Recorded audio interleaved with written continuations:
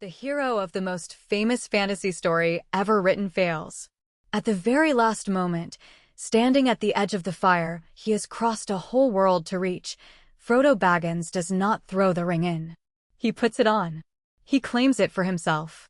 The one task, the single thing the entire quest was for, and he refuses to do it. And here is the part almost nobody notices. Tolkien did that on purpose. He was not being clever or cruel or cynical. He was telling you the truth about power. Because The Lord of the Rings is not the story most people think it is. Most people think it is a war epic.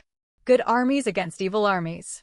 Shining kings, dark towers, a final battle where the brave win because they are brave. That is the version the films sell you, and they sell it beautifully.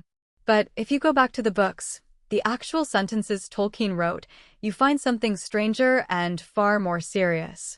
The battles are not the point. They are a distraction from the point. What Tolkien is really writing about is power and the almost unbearable difficulty of refusing it. That is the argument of this video. Let me show you how the book itself proves it. And this matters more than it might sound, because The Lord of the Rings is not a minor book. In poll after poll, it has been voted the book of the century. Waterstones and Channel 4 in 1997, the Folio Society, reader survey after reader survey ranking it above almost everything the 20th century produced. Critics hated it at the time. Readers never stopped choosing it. A story that popular gets flattened by its own fame. Everyone thinks they already know what it says. Very few people have actually listened to what it argues. So let us do that carefully from the text up. Start with the ring. Notice what it actually does in the story. It does not shoot fire. It is not a weapon in any ordinary sense. What it does is offer. It offers strength to the strong, wisdom to the wise, order to those who long for order. It gives you the power to make the world the way you know it should be. And that is exactly why it cannot be used. Tolkien understood something most fantasy forgets, that the most dangerous evil does not look like evil. It looks like a good idea. It looks like the shortest path to fixing everything. Watch what happens when it is offered to the people who could actually wield it. Gandalf, a being of enormous power, is offered the ring by Frodo himself. And Gandalf recoils. "Do not tempt me," he says. He knows that he would take it to do good, and that this is precisely the trap. Galadriel, when the ring is offered, imagines herself as a queen, beautiful and terrible, and everyone loving her and despairing. Then she says the line that holds the whole book together: "I pass the test. I will diminish and go into the west and remain Galadriel." The test is not the enemy. The test is the ring in your own open hand. This is the thing the movies cannot fully carry, because film wants heroes who do. Tolkien's heroes are defined by what they refuse to do. Aragorn, the rightful king, spends most of the story not claiming his crown. Gandalf never seizes control. Faramir, a character the first film famously distorts, in the book holds the ring within his reach and simply lets it go, saying he would not take this thing if he found it on the highway. Over and over, the moral center of the story is the same. The good is not the one who wins the power. It is the one who walks away from it. So if power is the poison, who can possibly carry it to the fire? Not the mighty. That is the second half of Tolkien's argument, and it is deliberate. The ring cannot be carried by a warrior or a king, because greatness is exactly what it corrupts fastest. It can only be carried by someone with almost no power at all. A hobbit. Small, soft, fond of gardens and second breakfasts, of no importance to the great affairs of the world. Frodo succeeds as far as he does not because he is strong, but because there is so little in him for the ring to grip. Victory in this story does not come from above. It comes from below, from the overlooked, the powerless, the ones history would never write down. Keep that in mind, because it changes everything about the ending. Now return to the moment we started with. Frodo, at the crack of doom, fails. He claims the ring. And the quest is not saved by a hero. It is saved by Gollum, the ruined, murderous creature Frodo had every reason to kill, and spared. Gollum bites the ring from Frodo's hand and falls into the fire by accident. The world is saved by an act of mercy that Frodo performed chapters earlier, when it cost him nothing to be cruel, and he chose not to be. Tolkien is telling you, in the machinery of the plot itself, even the best of us cannot resist ultimate power at the final moment. What saves us is not our strength. It is the pity we showed when it seemed pointless. Why would a man write a story this bleak about power and this insistent about mercy? Because he had seen where the other path leads. John Ronald Reuel Tolkien fought at the Battle of the Somme in 1916, one of the worst slaughters in human history, where nearly 20,000 British soldiers died on the first day alone, and more than 1 million men were killed or wounded before it ended. He served as a signals officer in the trenches until trench fever invalided him home. And here is the fact that sits under everything he ever wrote of his 3 closest school friends, the little brotherhood they had called the Thespians. 2 were killed in that same war. He came out of it having buried the people he loved most in the mud as young men. He did not write about that directly. He hated allegory.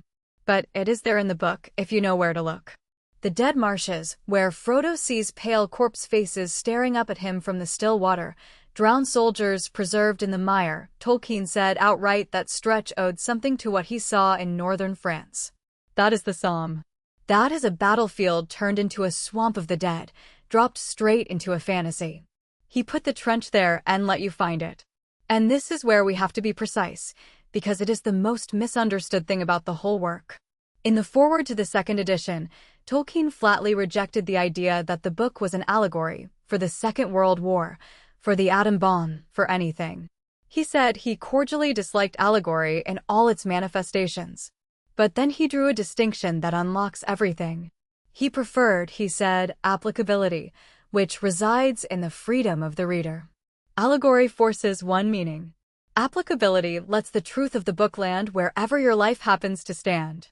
He is not writing a code to be cracked. He is writing a mirror. That is why it still cuts. Look at what the mirror shows about machines. In one of his letters, Tolkien said the real theme running under his whole legendarium was the machine, his own word, capital M. By it he meant the use of external power, of devices and domination, to force the world and other wills into the shape you have decided is right, instead of doing the patient work of growing and loving things as they are. The ring is the machine made into an object. It is the shortcut. It is control. And every wise character in the book knows that the shortcut is the trap. He hated the coming industrial age, the smoke, the mills, the way it flattened the green country he loved. And that hatred is written straight into the plot, in a chapter the films left out entirely. It is the truest chapter in the book, and the one you probably don't know. It is called The Scouring of the Shire. After the great evil is destroyed, after Sauron falls, the 4 hobbits come home. And they find home ruined. The Shire has been industrialized, trees cut down, a beautiful old mill torn out and replaced with a belching brick one that poisons the water, the whole community bullied under a petty tyranny. The films end with a wedding and a golden sunset. The book does not. Tolkien insists that the war does not stay far away in Mordor. It follows you home. The little green world you were fighting for gets scarred anyway, and you have to fight, exhausted and changed, to reclaim it. Why does that matter so much to him? Because it is the truth of the returning soldier and the truth of our own moment. Tolkien knew the great victory does not make the small world clean. The men came back from the Somme to a country already being paved and mechanized. And read The Scouring of the Shire today, and it stops feeling like fantasy at all. A living valley traded for smokestacks and profit. Old growth felled by people who see land as nothing but material. It is an environmental warning written in 1954, and it is more legible now than it was then. Tolkien was mourning something we are still losing. So, what do we do with all of this? A book that is over 1,000 pages, that gets voted Book of the Century in poll after poll, that half the world has met only through 3 films. We read it for its actual argument, which is more radical than its reputation. The answer to ultimate power, Tolkien says, is not to win it. It is to destroy it. The heroes are the ones who refuse the crown. The victory belongs to the smallest and weakest, not the mightiest. Even our best will fail at the final test, and what redeems that failure is mercy shown long before, to someone who did not deserve it.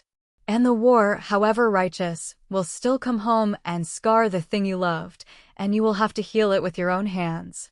That is not an escape from the world. It is one of the most clear-eyed things ever written about it, by a man who buried his friends in the mud of 1916 and spent the rest of his life turning that grief into a warning about power, machines, and mercy.